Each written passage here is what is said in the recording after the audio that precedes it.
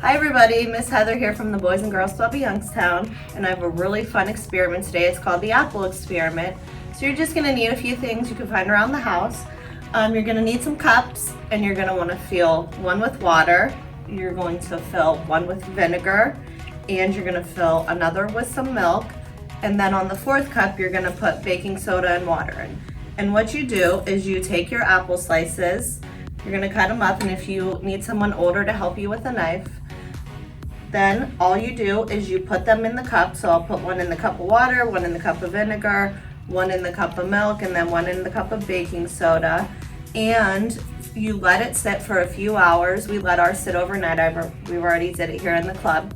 And if you want to look to see which one turns brown quicker, and if there's some that actually keep the apple fresh. So you can do it yourself and see what yours is going to be.